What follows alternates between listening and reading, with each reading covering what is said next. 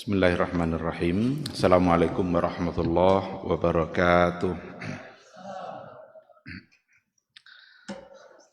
Innal hamdalillah nahmaduhu wa nasta'inuhu wa nastaghfiruh wa na'udzu billahi min shururi anfusina wa min sayyiati a'malina.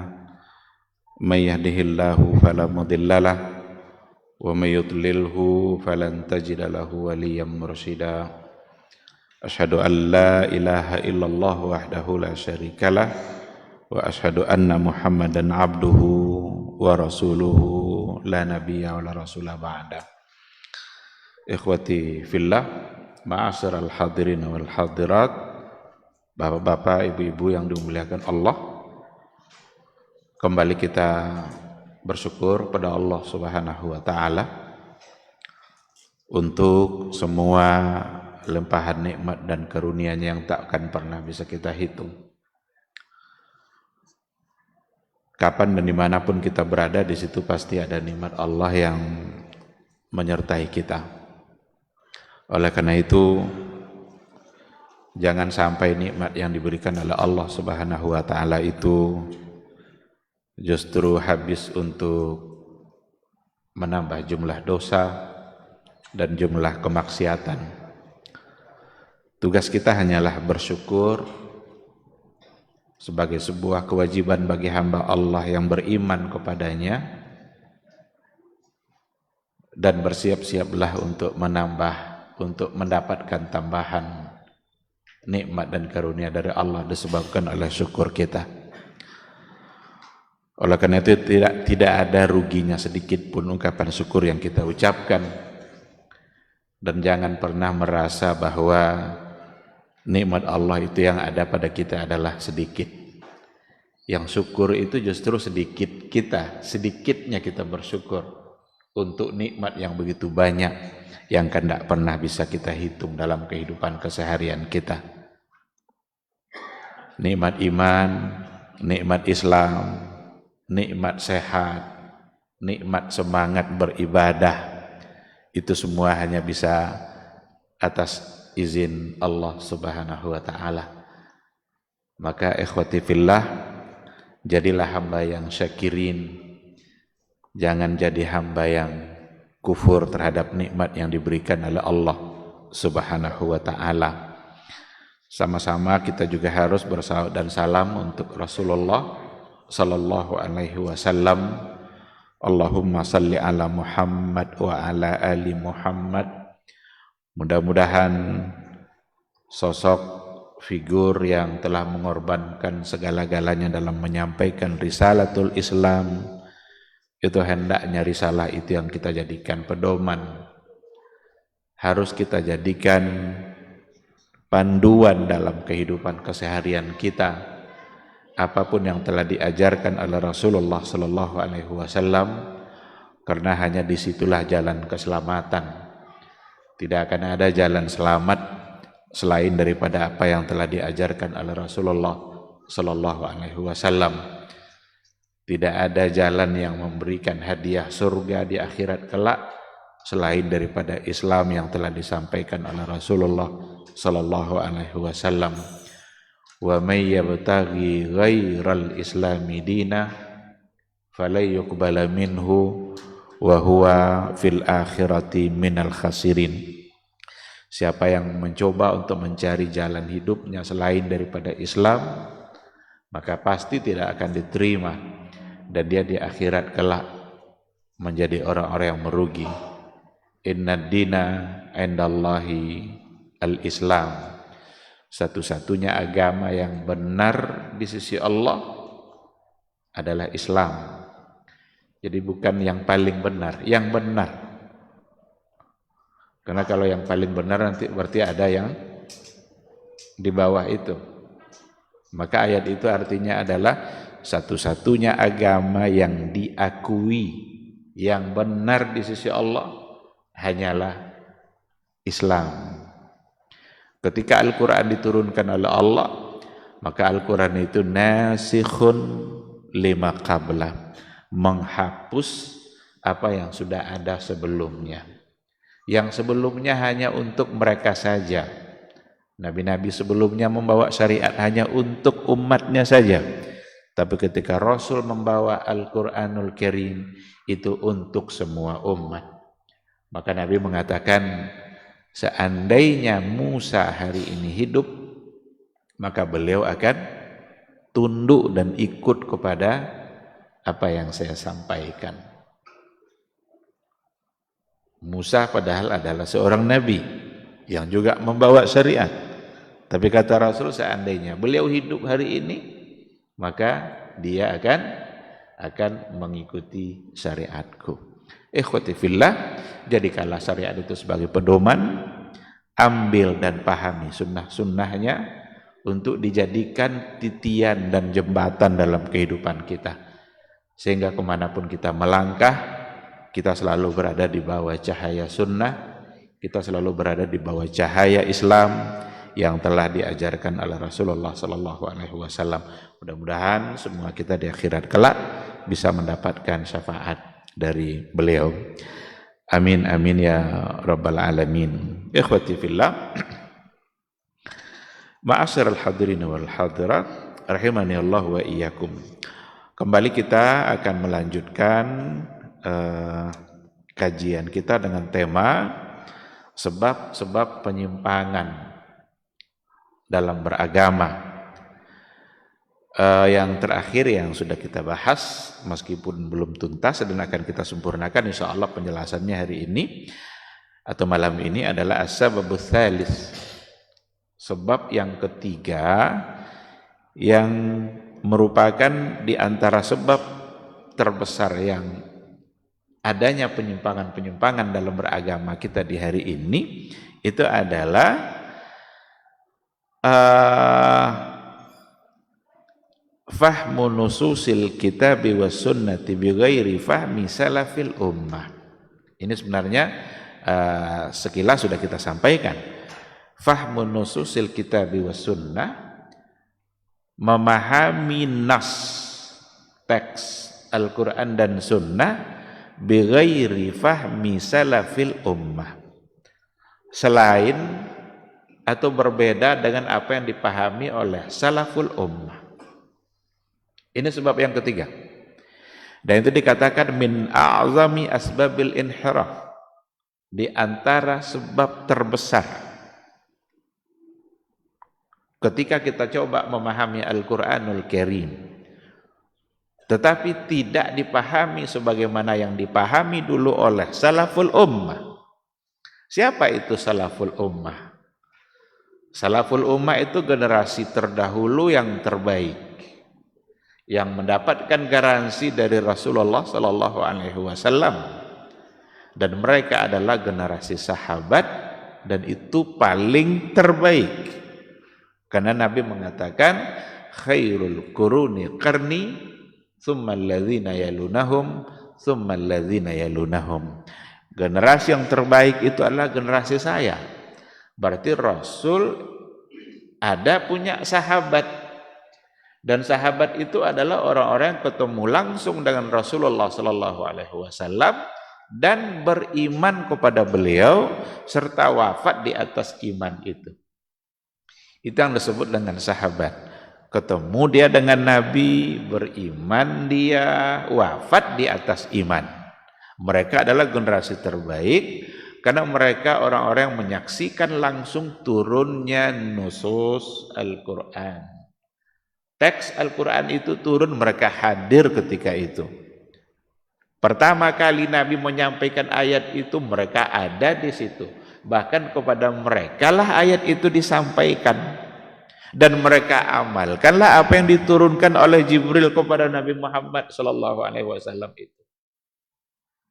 Maka dipastikan mereka adalah generasi terbaik umat dan generasi yang paling paham dengan Al-Quran. Ketika ada larangan yang datang dalam Al-Quranul Karim, ini larangan ini kepada siapa pertama kali ditujukan? Dan apa kandungan yang ada di dalam nas yang di situ ada larangan tadi? Atau dalam bentuk perintah, apa kandungan yang ada di dalam perintah? Mereka lah yang pertama yang mengamalkan Al-Quranul Karim.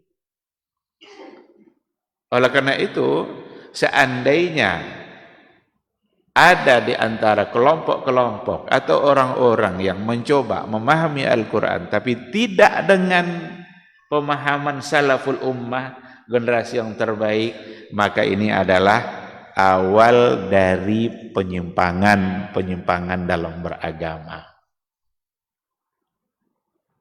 Dan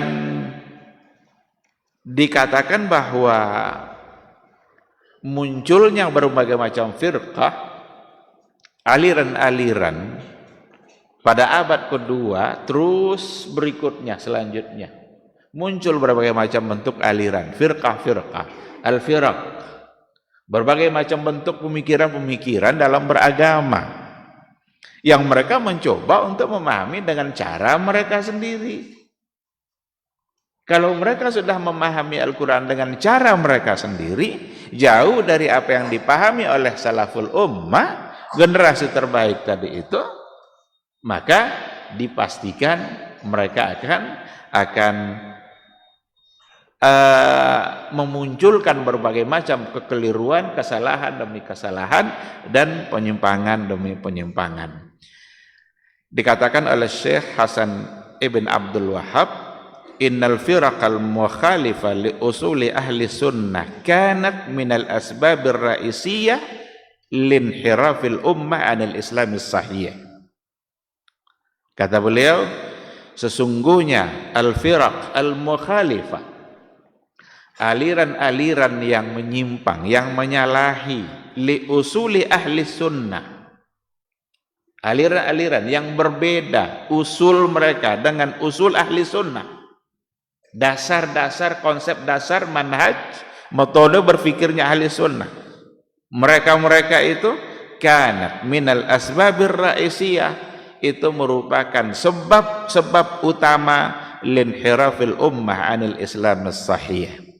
Jadi itu penyebab utama dari tergelincirnya atau penyimpangan umat, terjadinya hal-hal yang menyimpang anil islam sahih, dari Islam as-sahih, dari Islam yang benar. Waqad awsana Rasulullah sallallahu alaihi wasallam bittiba'i sunnatihi wa sunnatil khulafa'ir rasyidin min ba'di. Dan Rasulullah sallallahu alaihi wasallam telah berwasiat kepada kita. Jadi Rasul berwasiat. Ada wasiat Nabi yang sangat jelas. Apa wasiatnya? Bittiba'i sunnatihi, dengan mengikuti sunnahnya Rasul, wa sunnatil khulafa'ir rasyidin min ba'di, dan sunnah khulafa rasyidin min ba'dihi, setelah Rasulullah sallallahu alaihi wasallam. Wa hadzara minat tafarruqi fid din, dan Rasul juga menghadzara, bagaimana beliau itu mewanti-wanti agar kita tidak tafarruq fid din, agar tidak terjadi perpecahan dalam beragama. Dan itu adalah wasiyatullah fil Qur'anil Karim. Wasiat yang disampaikan oleh Rasul tadi itu agar tidak berpecah-pecah, itu adalah ternyata juga wasiat Allah yang ada di dalam Al-Qur'anul Karim. Wa'tasimu bihablillah, berpegang teguhlah dengan hablullah, dengan tali Allah, dan jangan berpecah belah. Jangan berpecah belah. Dan dikatakan waru'usul firaq, aliran induk-induk aliran tadi itu yang menyimpang tadi itu, seperti al-khawarij, wal mu'tazilah, wal murji'ah, wal qadariyah. Ini disebutkannya pentolan-pentolan firaq, aliran yang memang mereka punya usul, punya konsep, punya metode berfikir dalam memahami nususul Qur'ani was sunnah, yang berbeda konsep mereka itu dengan salaful ummah. Siapa contohnya? Al-Khawarij wal Mu'tazilah. Ada kelompok namanya Khawarij, ada lagi namanya Mu'tazilah, ada Murji'ah, ada Qadariyah, dan banyak sebenarnya, bukan hanya 4 saja, ada Syiah, macam-macam. Kenapa mereka bisa dikatakan menyimpang dalam beragama? Karena mereka mencoba untuk memahami Al-Quran dan hadis tidak lagi dengan cara apa yang dipahami oleh salaful ummah, oleh generasi terbaik yang dulu dijamin oleh Rasulullah sallallahu alaihi wasallam, diberikan garansi. Sedikit kemarin sudah kita coba bahas itu beberapa bentuk cara yang mereka pakai yang tidak pernah ada sebelumnya. Seperti yang pernah kita sampaikan pada pertemuan sebelumnya, ya'khudhuna bi ba'di an-nususil qur'aniyah wa yatrukuna bi ba'dihha. Mereka ambil sebagian ayat, mereka tinggalkan sebagian yang lain. Ada di antara mereka yang mengambil ayat-ayat ancaman-ancaman neraka, sehingga apapun kesalahan yang mereka lakukan, mereka akan dihukumkan sebagai seorang yang sudah kafir dan masuk ke dalam neraka. Disitulah kesalahan orang-orang Khawarij. Maka orang-orang Khawarij itu orang-orang yang begitu mudah untuk mengafirkan orang-orang yang beriman hanya karena ada kesalahan dan dosa yang dia lakukan. Karena dia mengambil dari ayat satu sisi ayat saja. Sementara Murji'ah itu kebalikannya pula. Murji'ah lebih mengedepankan pula ayat-ayat surga, jaminan-jaminan untuk mendapatkan surga, sehingga bagi mereka perbuatan dosa itu tidak pula berpengaruh kepada iman yang sudah diucapkan oleh lidah. Jadi ketika sudah diucapkan la ilaha illallah, asyhadu an la ilaha illallah wa asyhadu anna muhammadar rasulullah, berarti dia sudah dicatat sebagai seorang yang beriman, mukmin dengan iman yang sempurna, dan dosa-dosa yang dia lakukan atau maksiat yang dia lakukan tidak lagi berpengaruh kepada imannya tadi itu. Sebagaimana kebaikan-kebaikan orang kafir tidak berpengaruh kepada kekufurannya. Apakah orang kafir kalau berbuat baik dia menjadi lebih baik di sisi Allah? Jadi dia tidak mau beriman kepada Allah, tapi ada di antara mereka yang banyak berbuat baik. Apakah kebaikan-kebaikan orang kafir itu membuat orang itu sendiri lebih mulia, menjadi mulia di sisi Allah? Tidak. Berarti tidak berpengaruh kebaikan kepada inilah yang dilogikakan oleh orang-orang Murji'ah. Ketika mereka sudah beriman, maka perbuatan-perbuatan dosa yang mereka lakukan tidak lagi berpengaruh kepada imannya. Tetap dianggap sebagai iman yang sempurna. Dan dua kelompok ini menjadi dua hal yang tercatat sebagai kelompok yang menyimpang karena salaful ummah dia tidak memahami seperti itu. Generasi salaf, generasi para sahabat yang dibimbing langsung oleh Rasulullah sallallahu alaihi wasallam tidak memahami seperti yang mereka pahami. Apa yang dipahami oleh salaful ummah? Ada di antara perbuatan-perbuatan dan memang amal itu selalu akan berpengaruh kepada iman. Amal kita akan berpengaruh kepada iman. Ketaatan yang kita tunjukkan kepada Allah akan membuat iman kita semakin sempurna. Kemaksiatan yang dilakukan oleh seorang yang beriman akan membuat imannya berarti menjadi menurun. Maka iman kita ini yazidu wa yanqus, bisa bertambah, bisa berkurang, tetapi tidak dihukumkan sebagai kafir ketika melakukan satu dosa, satu kesalahan, selagi dia tetap percaya kepada la ilaha illallah wa muhammadar rasulullah. Tetap dia sebagai seorang yang beriman, tetapi mukminnya adalah mukmin yang fasik. Mukmin juga dia, masih beriman dia. Tidak mungkin disebut kafir karena dia mengucapkan la ilaha illallah, tetapi dia fasik. Orang Khawarij bilang dia sudah kafir. Orang Murji'ah bilang dia tetap imannya sempurna, tidak akan berubah kalau dia sudah mengucapkan kalimat syahadatain. Berarti ada kesalahan. Disinilah ketika mereka berbeda dengan salaful ummah, berbeda dengan yang dipahami oleh para sahabat. maka dipastikan mereka akan tersalah.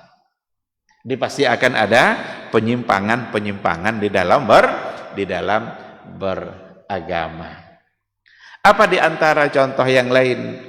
Metode berpikir yang tidak ada pada salaful ummah. Di antaranya juga adalah raddu ahaditsil ahad. Menolak hadis-hadis ahad dalam persoalan akidah. Ini kalau dalam mungkin dikatakan yang pertama kali yang meyakini konsep itu adalah Al-Khawarij wal Mu'tazilah. Lagi-lagi kelompok Khawarij dan kemudian kelompok Mu'tazilah. Mu'tazilah itu orang-orang yang cenderung mengedepankan rasio, mengedepankan akal. Jadi segala-galanya diukur melalui akal. Kebenaran agama ini diukurnya pakai akal dia. Padahal kalaulah seandainya agama diukur pakai akal, akal siapa yang mau kita gunakan untuk mengukur kebenaran agama? Ada orang bilang, oh ini tidak masuk akal saya. Akal dia tidak masuk, tapi akal yang lain masuk. Akal siapa yang mau kita pakai sekarang nih? Akal Abu Jahal kah? Akal Abu Lahab kah? Karena masing-masing punya akal. Seandainya ada 100 orang itu semuanya punya akal. Akal mana yang mau kita pakai? Sehingga syariat tidak diukur kebenarannya melalui akal. Bahkan Ali bin Abi Thalib radhiyallahu anhu mengatakan, seandainya lah agama ini diukur pakai akal, maka mengusap di bawah sepatu itu akan lebih diutamakan daripada mengusap di atas sepatu. Kan ada pembahasan dalam fikih itu mashul khuffain. Boleh kita mengusap dua sepatu. Kalau kita musafir, kita pakai sepatu yang menutup mata kaki kita, tidak kita mau buka sepatu itu saat berwudu. Boleh. Asalkan tadi kita masukkan dalam keadaan suci. Nah, boleh kita usap aja di atas sepatu itu yang di atas punggung kaki kita. Kalaulah pakai akal, mana yang harus diusap, di atas apa yang di bawah? Seharusnya di bawah, karena yang di bawah itu yang nempel ke tanah, yang barangkali di situ ada najis, ada kotoran. Tapi kenapa harus yang bagian atas yang diusap? Maka kata Ali bin Abi Thalib, seandainya agama ini pakai akal, diukur kebenarannya pakai akal, maka mengusap di bawah sepatu itu akan lebih diutamakan daripada mengusap bagian atas. Ini ungkapan salah seorang dari Khulafa ar-Rasyidin, Ali ibnu Abi Thalib, yang memberikan kepastian kepada kita bahwa agama kebenarannya melalui Al-Quran Sunnah, salah oleh akal, benar oleh akal, tidak jadi soalan. Karena kalau sudah datang dari Al-Quran dan dari Rasul Nabi, maka akal kita yang harus tunduk kepada apa yang disampaikan oleh Al-Quran dan Sunnah itu. Tapi orang-orang Mu'tazilah cenderung mengedepankan rasionya. Kalau gambaran Mu'tazilah sekarang barangkali orang-orang liberal, pantas disebut sebagai neo Mu'tazilah. Mu'tazilah baru, gaya baru, liberal. Karena mereka cenderung mengedepankan akal. Kita kadang-kadang kalau bicara seperti ini, dianggapnya pula kita tidak menghargai akal. Padahal agama yang paling menghargai akal justru Islam. Hukum Islam itu sendiri, taklif itu sendiri, hanya untuk yang berakal. Bagi orang tidak berakal, tidak ada taklif. Itu menggambarkan bahwa Islam sangat menghargai akal, memuliakan akal. Akal sangat mulia. Maka jangan pernah melakukan tindakan apapun yang bisa merusak akal. Kenapa khamar diharamkan? Merusak akal. Apa saja perbuatan jika akan merusak akal, maka agama Islam pasti mengharamkannya. Termasuk diantaranya khamar, ekstasi, sabu-sabu, rusak saraf kita dibuatnya, rusak akal kita, rusak cara berpikir kita. Berarti Islam adalah agama yang paling menghargai akal. Tapi ketahuilah, akal harus tunduk kepada syariat. Akal itu bagaikan lilin, syariat itu bagaikan cahaya matahari. Kalau sudah terbit matahari di siang hari, di pagi hari, apakah kita perlu lilin? Betapa gilanya orang yang nyari-nyari sesuatu di siang hari bawa lilin. Anta apa lilin goyangnya? Boleh tarangnya, matahari ada. Gila tak ada? Malam gelap gulita ketika matahari enggak ada, bawa lilin itu. Carilah penerangan pakai lilin tadi. Maka akal itu bagaikan lilin dan syariat bagaikan matahari. Kalau ada orang yang ingin mengedepankan akalnya dibanding syariat, berarti dia sedang menentang matahari. Ingin melawan cahaya matahari dengan cahaya lilin yang ada di tangannya. Nah, maka muncul satu konsep yang dirumuskan oleh pikiran mereka. Apa itu? Menolak hadis-hadis ahad. Hadis ahad itu kan ada hadis mutawatir. Mutawatir itu ma rawahu adadun katsirun. Jadi hadis yang diriwayatkan oleh jumlah yang banyak fi jami'it tabaqat, dalam semua tingkatan sanad. Banyak di situ 9 ke atas. Yang meriwayatkan dari Nabi oleh sahabat itu 9 lebih, mungkin 12, mungkin 20. Yang mengambil dari sahabat kelompok tabi'in juga 10 lebih. Tabi'in ngambil dari tabi'in juga. Pokoknya semua tingkatan fi jami'it tabaqat. Jadilah dia hadis mutawatir. Dan hadis mutawatir itu dihukumkan sebagai hadis yang sahih, dan itu qat'iyus subut. Qat'i secara subutnya. Tapi hadis ahad itu hadis yang diriwayatkan oleh orang yang jumlahnya sedikit. Kadang 1, kadang 2, kadang 3. Maka hadis aziz, hadis masyhur, hadis gharib itu bagian dari hadis ahad. Oleh orang-orang Mu'tazilah tadi itu, dalam persoalan akidah nggak mungkin dipakai hadis ahad. Ditolaklah oleh mereka hadis-hadis kalau statusnya ahad yang hanya diriwayatkan oleh 1 atau 2 orang dalam persoalan akidah. Apa logika yang mereka pakai? Akidah itu kan persoalan iman, itu persoalan pondasi. Ahad itu kan zanni. Kata mereka apa? Tidak mungkin persoalan akidah, persoalan mendasar, basis dalam agama datang dari sesuatu yang zanni. Ini yang tidak ada di kalangan para sahabat dulu. Karena untuk menerima sebuah hadis dalam persoalan apapun, termasuk akidah, bukan zanni atau qat'iyah, tapi sahih atau tidak sahihnya. Seandainya hadisnya sahih, walaupun hadisnya statusnya ahad, hanya datang dari 1 orang sahabat, atau 2, atau 3, pokoknya kuranglah dari 10, 9 ke bawah. Tapi sahih hadisnya, maka wajib kita terima karena status sahihnya itu. Mau persoalan ibadah, mau persoalan akidah, asal dia hadis yang sahih, maka para sahabat dulu menerimanya. Logika mereka terbantahkan, sangat mudah sekali untuk membantah logika orang-orang Mu'tazilah ketika menolak hadis ahad. Itu juga dipakai oleh kelompok Asy'ariyah. Karena Asy'ariyah itu juga bisa dikatakan turunan dari Mu'tazilah, karena imam besarnya awalnya dia ngikut Mu'tazilah, cuma dia sudah meninggalkan kelompok Mu'tazilah. Jadi masih dipakai logika seperti itu di kalangan Asy'ariyah sendiri, dan itu sangat mudah dibantah. Apa di antara bantahannya? Bukankah dulu Rasulullah mengirim utusan-utusan duta dakwahnya ke berbagai wilayah yang kadang-kadang hanya 2 orang, kadang hanya 1 orang. Muaz ibnu Jabal pernah dikirim ke Yaman sendiri. Apa yang diajarkan oleh Muaz ke sana? Pertama kali yang diajarkan oleh Muaz adalah Tauhid.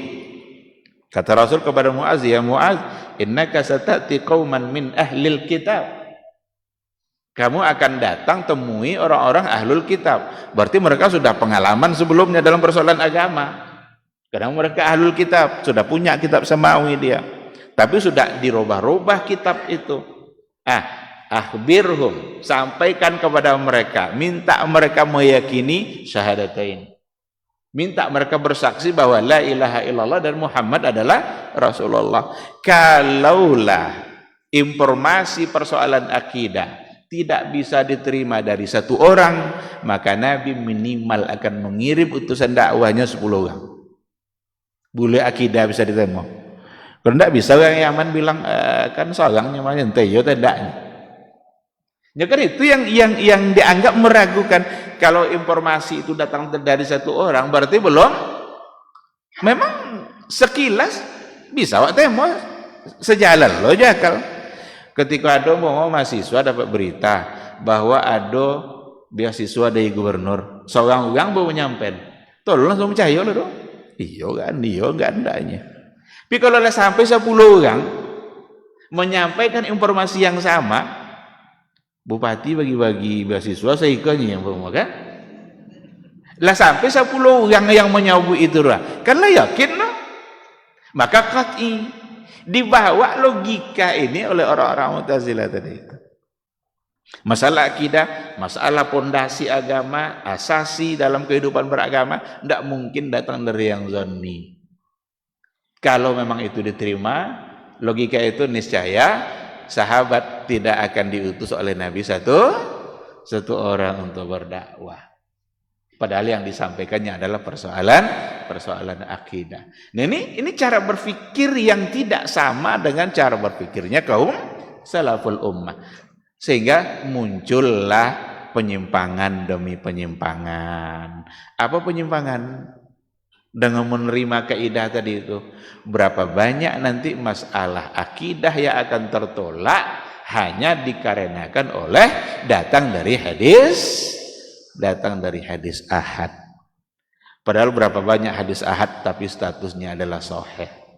Kita kalau mau tahu itu hadis innamal a'malu binniyat disepakati kesahihannya oleh para ulama.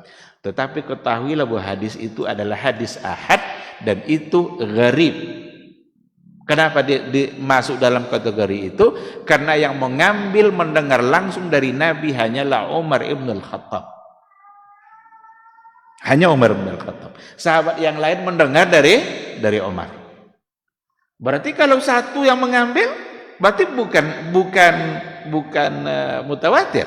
Dia menjadi hadis ahad. Apakah akan ditolak hadis yang datang dari Umar ibn al-Khattab? Umar juga adalah siapa itu Umar? Dia adalah khulafa rasyidin yang sunnahnya saja pantas untuk diikuti. Nabi yang bilang alaikum bisunnati wa sunnati al-khulafai ar-rasyidina al-mahdiyina min ba'di. Jadi ikhwati fillah, itu contoh lain bagaimana mereka punya metode, dan metode itu sangat tidak bisa diterima karena akan menimbulkan penyimpangan demi penyimpangan.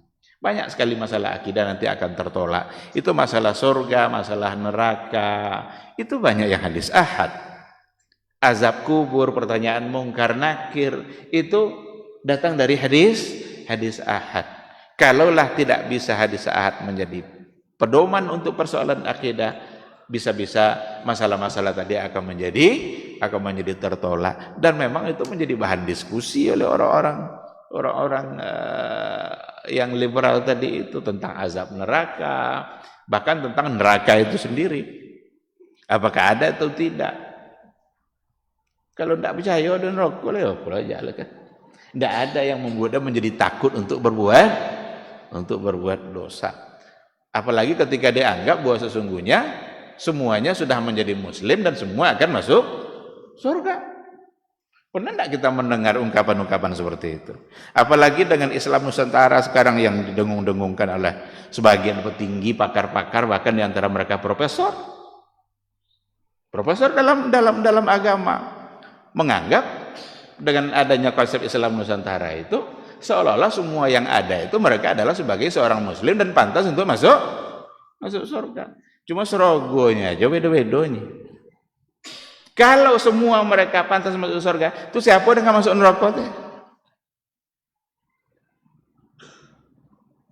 Gawat. Kita harus berhati-hati dengan hal-hal yang seperti ini. Didengung-dengungkan sesuatu seolah sangat menarik dan sejalan dengan Islam, tapi sesungguhnya adalah virus yang akan menghancurkan Islam itu sendiri. Perlu diwaspadai. Banyak istilah-istilah yang perlu diwaspadai hari ini. Itu istilah moderasi agama umpamanya.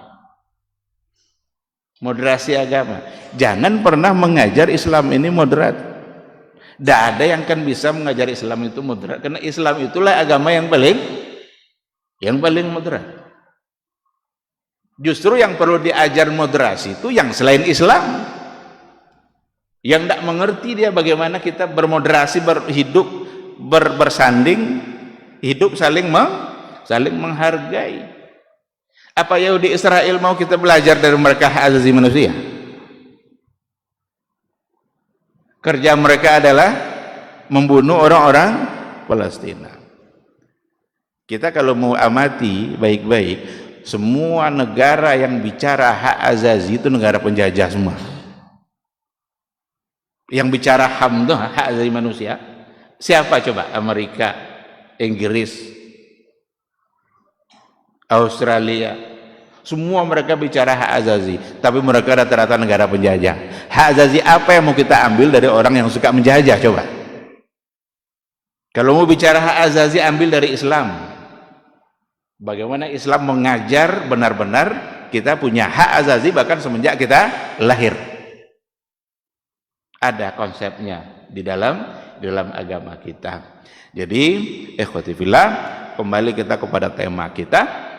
Banyak metode-metode berpikir, konsep beragama yang ketika menyimpang dari salaful ummah maka pasti akan salah.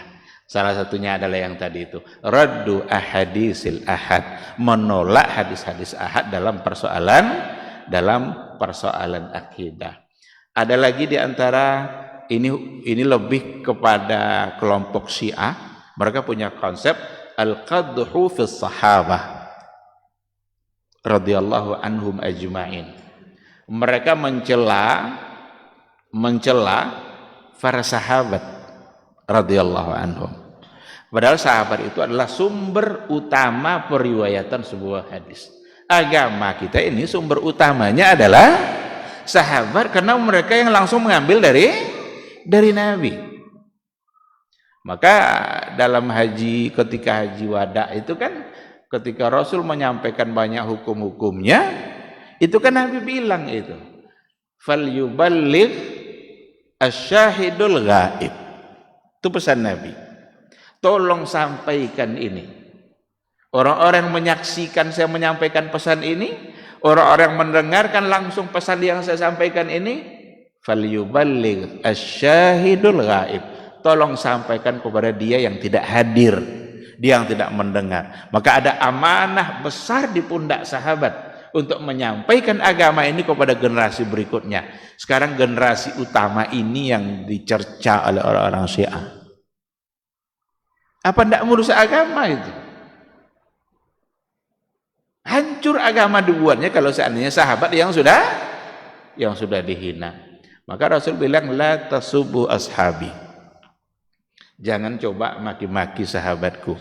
Fa inna ahadakum law anfaqa mithla uhudin zahaban, seandainya ada di antara kalian yang menginfakkan emas sebesar bukit Uhud, belum akan sampai pahalanya segenggam dari pahala sahabat. Jadi la tasubbu ashabi, jangan maki-maki sahabatku.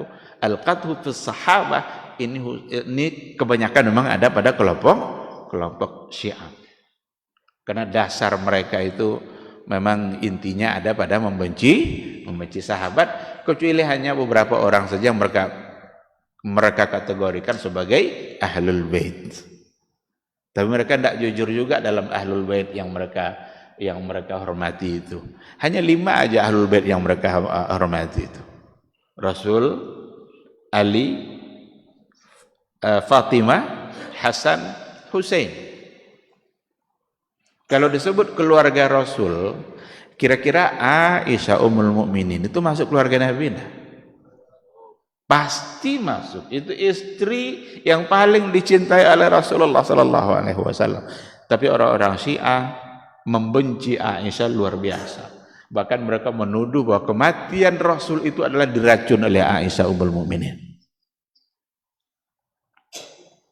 Dan mereka memberikan kata-kata yang sangat tidak pantas pada Aisyah.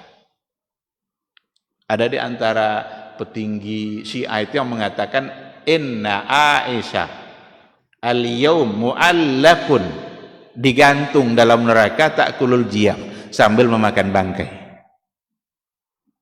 Itu ungkapan mereka. Bisa kita lihat pada video-videonya orang Syiah atau pada buku-bukunya orang Syiah. Kenapa bisa seperti itu? Itulah kebencian, nggak tahu dari mana datangnya. Tapi kalau diurut dari segi sejarah, wajar itu mereka lakukan karena mereka berasal dari sebuah aliran yang didirikan oleh Abdullah ibn Sabah. Abdullah bin Sabah itu seorang pendeta Yahudi yang berasal dari Yaman, tapi pura-pura masuk Islam. Kalau pendirinya aja berasal dari Yahudi, bagaimana bisa kita membenarkan apa yang mereka yakini? Jadi, ikhwati fillah, itu diantara contoh lain metode atau konsep berpikir dalam beragama yang menimbulkan penyimpangan. Ketika memahami Quran dan Sunnah sudah dengan cara lain yang tidak pernah ada pada masa Rasulullah sallallahu alaihi wasallam. Karena waktu Isya masuk, mungkin kita akan jauh dulu suara azan, nanti insyaallah kita sambung sedikit.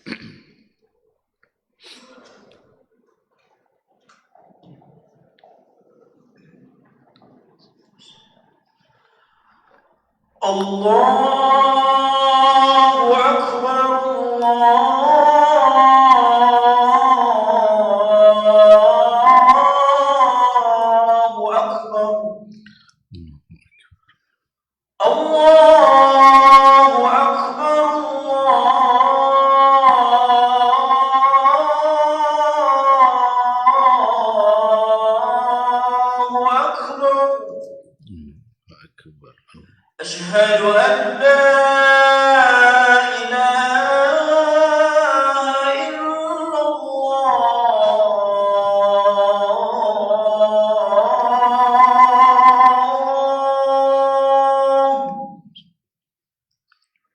Asyhadu an la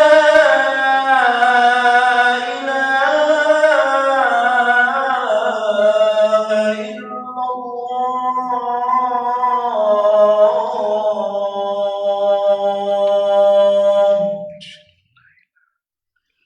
Asyhadu anna Muhammadar Rasulullah.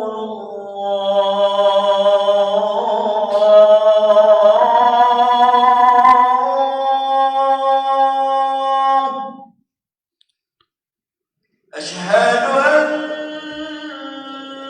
Muhammadar Rasulullah.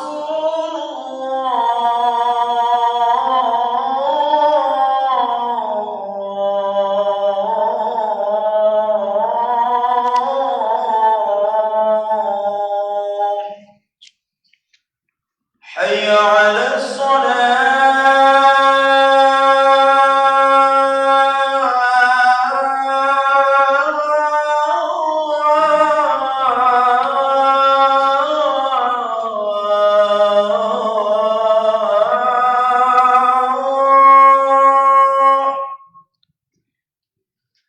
Hayya 'alas salah.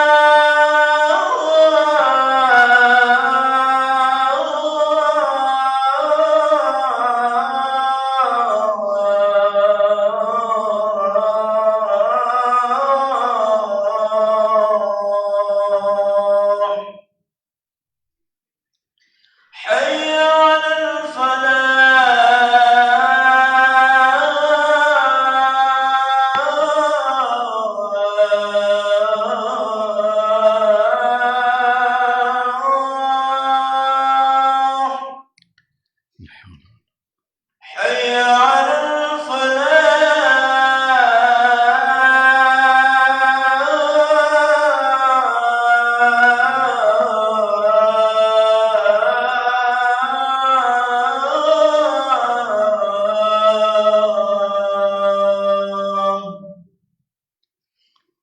Allahu Akbar,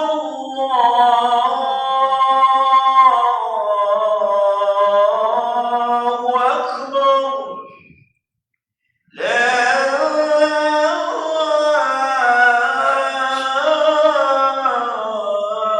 ilaha illallah. La ilaha illallah Muhammadar Rasulullah sallallahu alaihi wasallam.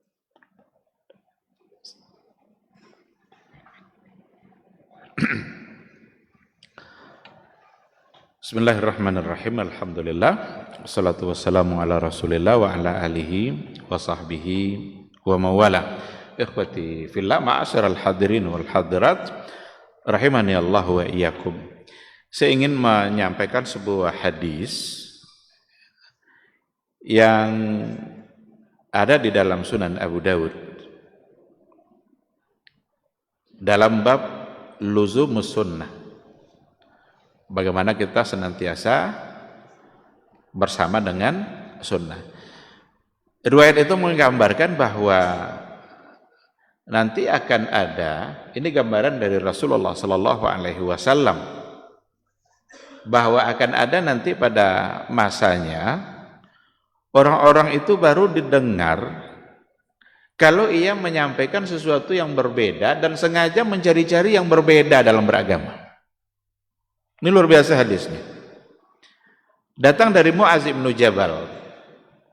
Dikatakan oleh Mu'az kepada orang-orang yang ada di sekelilingnya, inna min waraikum fitanan yaktsuru fihal mal wa yuftahu fihal Qur'an. Sesungguhnya nanti di belakang kalian, berarti nanti pada masa yang akan datang, akan ada banyak fitnah. Dan pada masa itu yaksuru fihal mal, harta banyak, harta melimpah. Wa yuftah fihal Qur'an, itu Allah buka, Allah berikan kemampuan kepada banyak orang sehingga mereka menghafal Al-Qur'an semua. Ya'khuzul mu'min wal munafiq wal rajul wal mar'a was saghir wal kabir wal abdu wal hur. Nah, nanti akan ada banyak yang menghafal Quran itu, ya, ada yang mukmin, ada yang munafik. Munafik pun dia, tapi dia bisa menguasai Al-Quran, diberikan kemampuan oleh Allah, baik laki-laki maupun perempuan, kecil besar, al-abdu wal hur, baik dia dari seorang budak, hamba sahaya, atau yang sudah merdeka. Yusbihul katsiru minan nasi ala ilmin yatakallamuna bihi wa yubrizuna bihi amaman nas. Nanti mereka-mereka yang banyak itu, mereka punya ilmu dan mereka berbicara berdasarkan ilmu. Wa yubrizuna bihi amaman nas. Mereka muncul, mencoba untuk memunculkan diri di hadapan manusia. Lalu kata Mu'az, qala sallallahu alaihi wasallam, Rasul berkata, fayushaku qailun ayyaqul, dikhawatirkan nanti ada yang berkata begini, malin nasi la yattabi'uni wa qad qara'tul Qur'an. Ada apa ini? Kok orang-orang tidak ikut kepada saya padahal saya sudah sebutkan ayat-ayat Al-Qur'annya. Fayara anna alladzina yaqra'una al-Qur'an wa yurattilunahu asbahu katsirina fil ummah. Yang menyampaikan tadi dan yang membacakan Al-Qur'an itu asbahu katsirina fil ummah. Mereka banyak yang punya kemampuan seperti itu. Karena mereka tidak diikuti, fayabhasu amma yubrizuhu, maka ia mencoba mencari tentang ma yubrizuhu, apa yang membuat dia bisa menonjol dan berbeda. Wa amma yushiruhu, apa yang membuat dia bisa menjadi terkenal dan tenar. Wa amma yaj'alun nas yattabi'unahu, dan ia mencoba mencari-cari sesuatu yang mana nanti manusia akan bisa mengikutinya, sesuatu yang berbeda. Disinilah Rasul menyampaikan pesannya, fa iyyakum wa mabtada fa inna mabtada'a dhalalah. Kalau nanti ala tasawun jangan dituru ha, sengaja mencenceng dan ganji-ganji, nya sampai nelui ndak temu orang lain. Disabuk dan lui-lui yang ada di Quran, ada di Sunnah, ndak temu orang lain, ndak dongon orang lain. Boleh didongau, dicai kok yang ganji-ganji, yang aneh-aneh. Lalu apa kata Nabi? Fa iyyakum wa mabtada. Hati-hati kalian dengan apa yang telah dibuat-buat itu. Ibtada. Dengan hal-hal yang baru dalam agama. Fa inna mabtada'a dhalalah. Karena sesungguhnya apa yang telah dibuat-buat yang perkara baru dalam agama tadi itu adalah dhalalah, adalah merupakan kesesatan dalam beragama. Ini adalah hadis dalam Sunan Abu Daud. Dan dari segi kesahihan, hadis ini disahihkan oleh Syekh Albani dengan nomor 4611. Jadi tergambar di situ. Pada saat ada saatnya nanti banyak orang yang menguasai Al-Qur'an, bahkan orang munafik pun bisa menguasai Al-Qur'an. Dan ketika banyak orang bicara menyampaikan kebenaran apa yang ada pada Quran dan Sunnah, orang ternyata juga tidak mau mengikutinya. Kapan mau diikuti? Ketika dicoba cari hal-hal yang aneh-aneh untuk disampaikan. Lah nampak nang ganji-ganji kok ingin orang untuk mengikutinya. Tapi Nabi mengatakan yang ganji-ganji tadi itu itu ibtada. Itu sesuatu adalah perkara baru dalam agama. Wa kullu mabtada'a dhalalah fa inna mabtada'a dhalalah, dan hal-hal yang seperti itu adalah merupakan kesesatan. Ikhwati fillah, ini gambaran yang akan terjadi pada akhir zaman yang barangkali kita sekarang sudah menyaksikannya. Banyak hal-hal yang kalau lado yang gaji-gaji no copek ambil ruang. Kalau nak lui-lui je diam-diam je, tapi kalau lado nang gaji-gaji kena copek diikut juga. Dan berhati-hati dalam persoalan ini. Karena agama ini memang harus dikembalikan kepada Al-Quran dan Sunnah Rasulullah Sallallahu Alaihi Wasallam. Saya ingin akhiri dengan apa yang diberikan penjelasan oleh Syekh bin Baz ketika beliau memberikan penjelasan tentang perkataan Allah, ihdinas siratal mustaqim, siratal ladzina an'amta alaihim. Ini doa kita ini. Kita minta agar selalu diberikan hidayah, petunjuk oleh Allah. Hidayah yang kita minta itu adalah siratal ladzina an'amta alaihim, jalan orang-orang yang telah engkau berikan nikmat. Apa kata beliau? Mereka itu adalah yang an'amta alaihim tadi adalah ahlul ilmi bima qalahu Allahu wa rasuluh. Mereka adalah ahli ilmu, orang-orang yang mengetahui apa yang dikatakan oleh Allah dan apa yang dikatakan oleh Rasulullah sallallahu alaihi wasallam. Wa humus sahabah, dan mereka itu adalah para sahabat, ashabun nabi, summa man ba'dahum min atba'ihim bi ihsan. Mereka adalah sahabat-sahabat Nabi dan orang-orang yang mengikuti jalan mereka bi ihsan, dengan baik. Berarti mengikuti jalan sahabat tabi'in, khususnya adalah wa ala ra'sihim al-qurunus salasa. Khususnya adalah generasi tiga generasi yang disebut oleh Nabi dalam hadis tadi itu. Sahabat, tabi'in dan at-tabi'in. Tetapi tidak sebatas itu saja. Siapa saja sesudahnya yang mengikuti langkah-langkah dan cara-cara sahabat bi ihsan, dengan baik. Lalu beliau mengatakan, fa kaifa ya Abdullah tad'u Allah ay yahdiyaka siratal mustaqim summa tunadi ila tariqin jadid fi fahmi siratal mustaqim. Bagaimana mungkin wahai hamba Allah, kamu berdoa kepada Allah agar diberikan petunjuk jalan yang lurus, summa tunadi ila tariqin jadid, lalu kamu mengajak kepada jalan yang baru di dalam memahami siratal mustaqim. Nyoba doa baik siratal mustaqim, tetapi dia mengajak kepada jalan baru di dalam memahami siratal mustaqim. Maka tidak akan pernah kita paham dengan siratal mustaqim yang sesungguhnya kecuali dengan cara dan dengan apa yang dipahami dulu oleh generasi yang terbaik, yang memang mereka adalah orang-orang yang disebut dalam Al-Quran dan dipuji oleh Allah Subhanahu wa ta'ala. Radhiyallahu anhum wa radu anhu. Qulli billahi kaifa tarju hidayatullah wa kaifa tarjul istiqamah.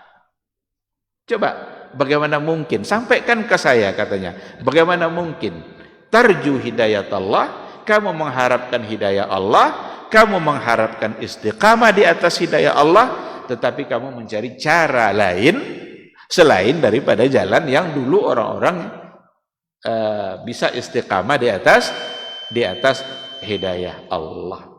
Nah, ini bisa saja apa yang beliau katakan adalah sindiran kepada kita bersama. Kita sebagai umat Islam secara keseluruhan, apalagi para dai, para alim ulamanya, ajaklah orang kepada jalan yang benar, dengan cara yang benar, dengan metode yang benar yang dulu diakui kebenarannya oleh Rasulullah Sallallahu Alaihi Wasallam.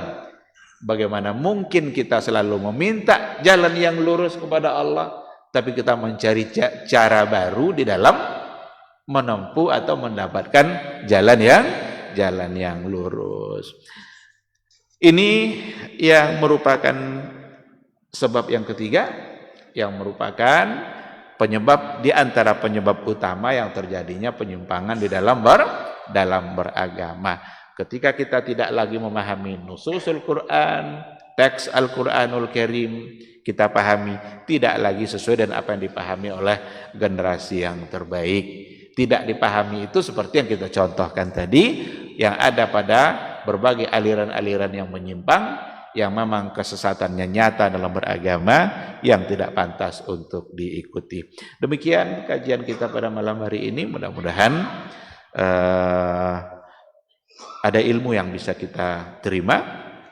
Yang benar itu semata-mata bimbingan dari Allah, dan yang salah yang tersampaikan itu hanya karena kelemahan ilmu saya, dan mohon untuk dimaafkan. Semoga Allah juga mengampuninya.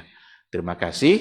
Subhanakallahumma wa bihamdika asyhadu an la ilaha illa anta astaghfiruka wa atubu ilaik. Assalamualaikum warahmatullahi wabarakatuh.